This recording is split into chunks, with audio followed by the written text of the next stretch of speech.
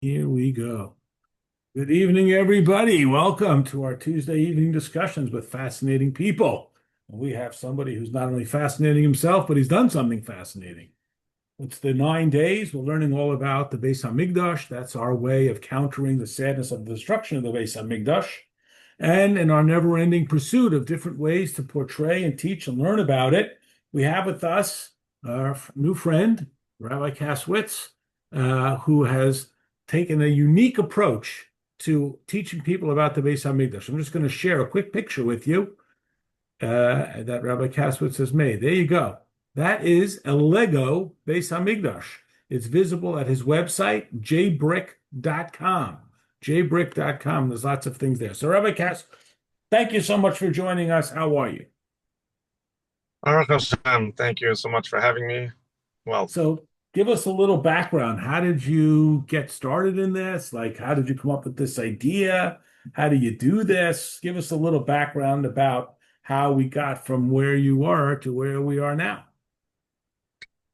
it's a good question. It really, there's really the in between of being 2 years old and playing with Duplo Lego to winning a Guinness World Record last year, 2002, actually, for making the world's largest Lego menorah in Tel Aviv. Is really all by divine providence. It's all hashgacha pratis because I was living in Minnesota, and to make a long story short, they were the Minneapolis Arts Institute put out a in the paper an ad for recreating a Van Gogh olive trees piece of art in the museum with Lego. Mhm. I took my son. We're building. I spoke to the person handing out the pieces, and I was like, "Well, you seem interested in history and Lego. Why don't you come down to my warehouse? I got 20,000 square feet of Lego." And when I saw all kinds of stuff I never knew was in my backyard, how did I not know? Since for all my years living in Minnesota, I never knew. And after about an hour of talking to him, he's like, "So, what do you think about working here?" And shortly after that, I became his master Lego builder, and I think I was employee number 6 at the time. With there was just that one warehouse. Now he has, I don't know, 4 or 5 stores with many, many employees. He is in the Lego world. He's a celebrity to have. He is the first one to have his name. His name is Dan Siskin. He is the first one to have his name, um, a non-Lego employee, to have their name on a Lego box. Oh, wow. Lego wanted to hire him as a master Lego builder, and he said no. Nobody says no to that. So he trained me. I learned under him for 5 years, and then I basically started Jbrick while working there. He wanted me to make displays around town for it was actually holiday time. He wanted me to make some snow villages for a train museum and another history place in Minneapolis, snowy village with an ice skating ring with a tree all lit up. I said, well, if we're doing a tree, can we do a menorah? Do a tall menorah with like a Chabad rabbi and a cherry picker lighting the menorah? He said, sure, go ahead. So I made it, and then I said, we should make it into a kit. And he said, no, no, we don't do that. You should do that. So I'm like, me, I don't, I work for you. I don't know how to do that myself. He's like, I'll help you. So basically, Jbrick was born. I made a quick website, made 100 menorahs, sold out in a week. Oh, Uh, boy. and that's when we're like, okay, there's a need for this. So I started making dreidels, Seder plates, tzedakah boxes, mezuzah cases, groggers, you name it. Oh, my. So the Beis Hamikdash is probably looks like maybe the most complex and detailed project, much more than a menorah. And now you're making something historical. So, what was the research process, and how long did that go? And like, can you walk us through that process? That is that the biggest project that you have, the Beis Hamikdash one? So for Jbrick, for my company, yes. When I was working for his company, um, I made many projects for all sorts of commissions and projects for museums. I made a 25-foot display, a 50-foot display, but that was more military history. like World War II, D-Day invasion, something like that, and that would go into a museum. So I'm used to doing large scale projects and a lot of research. Sometimes I'd have to, look at a lot of pictures and documentaries and all the stuff to get all the historical facts. And also, one of my specialties was to create um, uh, architecture historically accurate, but also to scale. So we have calculations how we do that, and we use a number of different programs to make blueprints and stuff to make things to scale. In this case, it was a little different because the way the Bais Hamikdash was measured at the time was with amos, and I needed a way to uh, make an An amma is a architectural biblical, model. just to jump in, an amma is a biblical measurement. It's not feet, inches, centimeters. Okay, so let's keep going. Listening.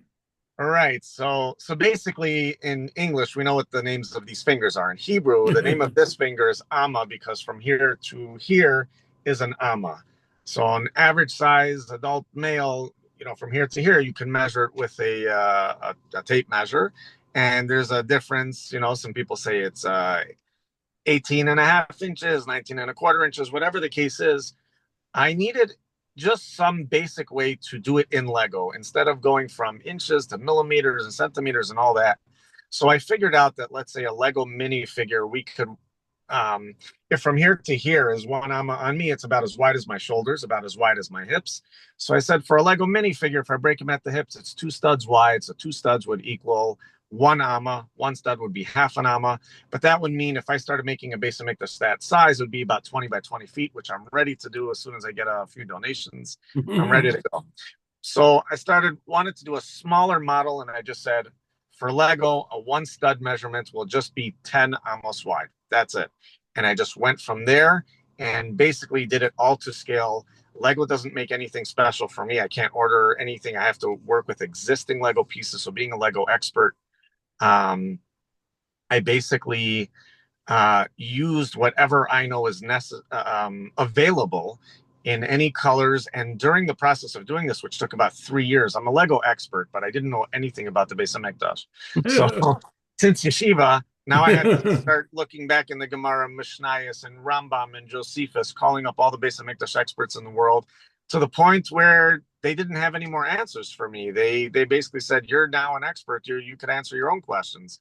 And by the time I was finished, they actually told me, you now have to, although I didn't have this intention, they told me, you now have to go teach people about this because you've learned so much about it. You know a lot more than others, and you've done the research, and you've created a model which is probably the most accurate model in the world today, because it doesn't only go off of the history of what we have.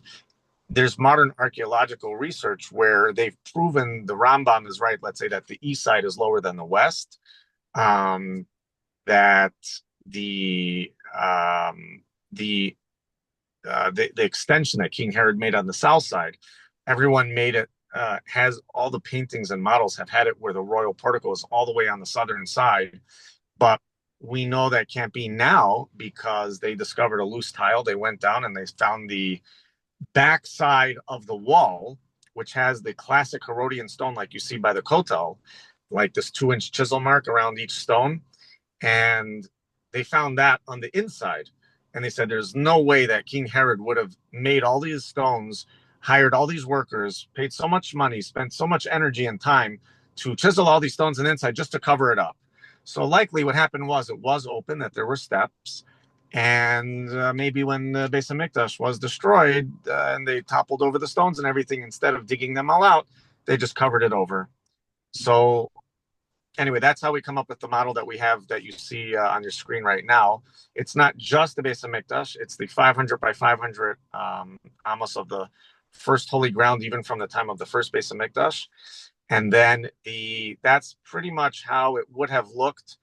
This is my interpretation of the Rambam combined with Josephus and everything else of how it would have looked ultimately in its ultimate glory before it was destroyed. Amazing. So give us a time frame from the time you decided to do this project until what we see here on the screen. How much time was research? How much time was building? And where is this model now? Yeah. So the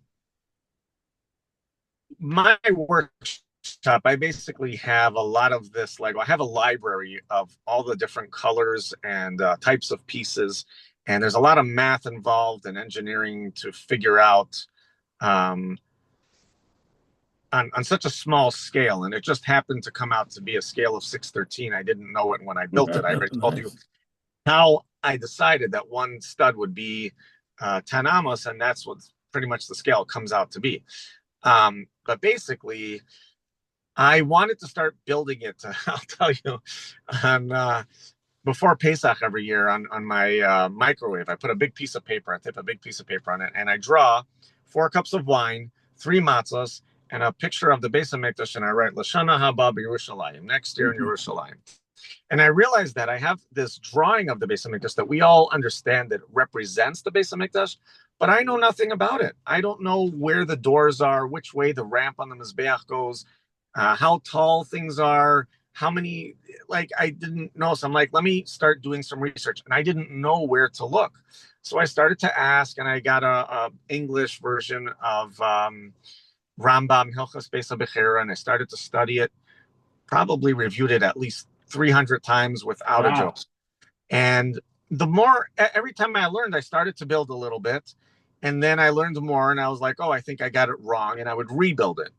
And then I'd Wow. learn more, and maybe I think I had it right the first time, and I would rebuild it. And I just kept doing it. And that's why it took me about 3 years to come up with this. Um, Not because I don't know Lego. I just didn't know how to build. Does the base make the space this way or that way? Do you slide it over this way or that way? Does it go an inch back or forward? And it took a lot of time to figure it out.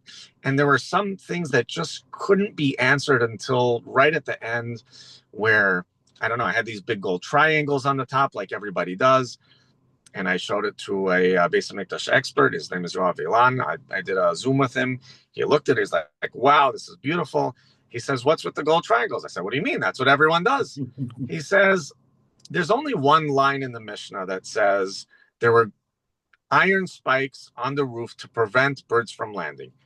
That's it. It doesn't say gold-coated iron spikes. As a matter of fact, according to the Rambam, there is a mitzvah to beautify the Beis Hamikdash, but this would have been 100 amos up in the air.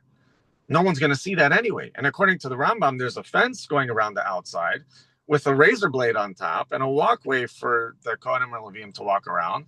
But the spikes would have been on the inside, so no one's going to see it anyway. On top of that, people do these gold triangles and they make like steps on it, so now the birds could land. Defeats the purpose. So it made me rethink a lot of things. Or there was 3 courthouses, 2 small ones with 23 judges and 1 large one with 71 judges. The one with the 71 judges, we kind of know where it's at.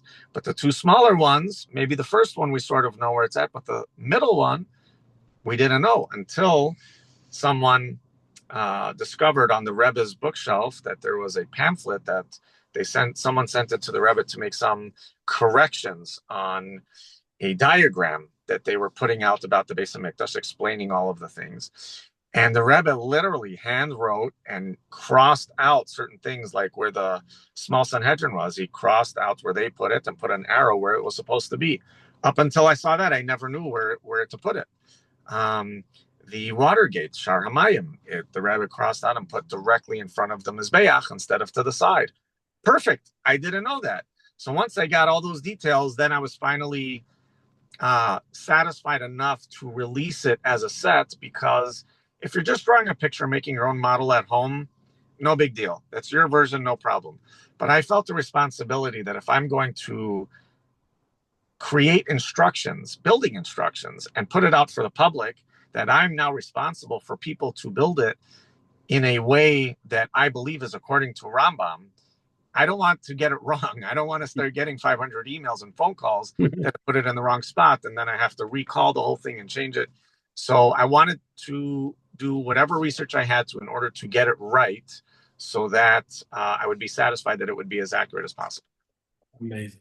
Okay, I mean, thank you. I don't want to take up so much more of your time. If anyone wants to unmute and ask a quick question, we want to be respectful of your time. One question I have is, how many Lego pieces does it take to make this model? Do you have a number? So actually, if you look on jbrick.com, the one where you were at before, the base of Hamikdash itself, which I saw as a kit, I'm sold out right now, pretty much of everything.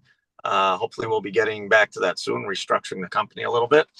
But the actual number of pieces in that model that we sell as a kit, it does say on the website exactly how many pieces. The Okay. Bais add-on that has the 500 by 500 feet at that scale also shows the set has the exact amount of pieces. However, the larger one, that model that you've been showing most of the time here, um, that is my personal model that I used to teach with. That's my original one that I built with. I lost count at about 10,000 pieces. Oh my. Maybe it's 12 or 15,000. A lot of little pieces in there. But it's made with the intention for education. So even the model that you purchase, it does come apart. The ceiling comes off, the walls come off, more walls comes off, the upper story comes off. Just it to everything comes apart, and it's explained as you go through the building instructions. There's lines and paragraphs in there. It will tell you what this door is and what, as you're going through. By the time you're done building it, you pretty much understand what you've built. Amazing.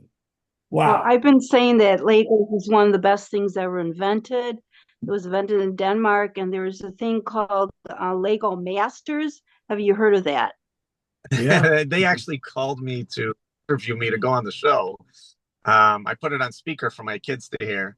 And my kids, of course, were rooting for me to go on the show. So I asked them some details like how long do I have to go for and when and all this. And they said, well, we need you for about, 3-4 months. And it's on Saturdays also. And you can't tell anyone because you can't give away the secrets of who's winning and this and that. So how am I supposed to leave my family and my business? And I can't work on Saturday. They're like, well, you know, if you decide you could do it, I mean, if you could bring a partner, great. If not, we could get another partner to work with you. But we'd love to have you. Let us know. But yeah, Amazing. couldn't Wow. do that. But Oh, I that's mean, those beautiful. people are looking for their 15 minutes of fame. We already have it. What a great contribution especially this time of year when we're all mourning for the loss of the Bais Hamikdash and countering that by learning about the Bais Hamikdash. Fantastic. Again, the website is jbrick.com, and people can go and visit it. Yasha Koach to you. Thank you for coming on. I want to be respectful of your time, and thank you for this time. I see you're in your car. You probably got more other places to go. So thank you for spending time with us. Yasha Koach, what a meticulous and thorough job. And it's a great teaching tool. And we wish you a continued atzlacha. Okay. I'm going to say goodnight. Thank I you mean, so much. I really appreciate it. I would say that I do presentations either in person or by Zoom, a full hour presentation. I also have a Mishkan that's on a different scale, Oh, and wow. that's a 136 scale. That's Lego minifigure size. Even not just the beams, but even the wagons they go on. It's a whole show. We also have social media in case anyone wants to go to Instagram at Jbrick. We have Facebook Jewish Jbrick fan page. So yeah. Anyway, thank you for having So me, and God jbrick.com willing, and so on. Yeah, now we're God willing, hiring I'll you for see the you real by the Bais third base of Hamikdash. Mikdash. Amen. Yeah, God willing, we'll see Amen. you by the third base of Mikdash even tonight. Amen. So thank you so much. Thank you, Amen. everybody. Good night, everyone. We'll see you tomorrow All right, night. Shakoach. Thank you. Thank you. my pleasure.